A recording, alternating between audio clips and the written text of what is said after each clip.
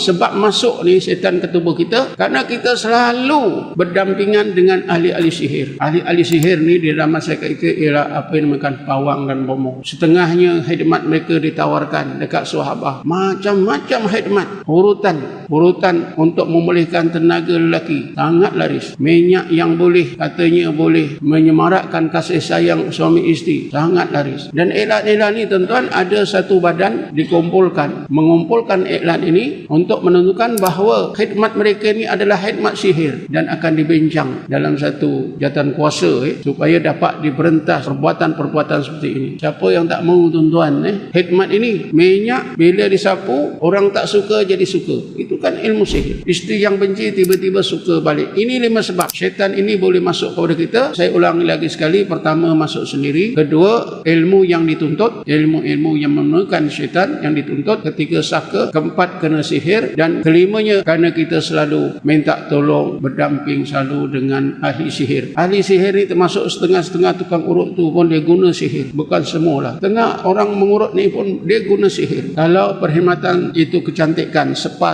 kebanyakannya memang menggunakan sihir. Jarang-jarang yang tidak menggunakan sihir. Jadi kita dah tahu 5 sebab ni. Sebab itulah kita nak jauhkan ini. Kemudian tuan-tuan, perkara yang kedua, macam mana kita nak tahu dalam badan kita ni ada syaitan? Tak perlu nak ditelik.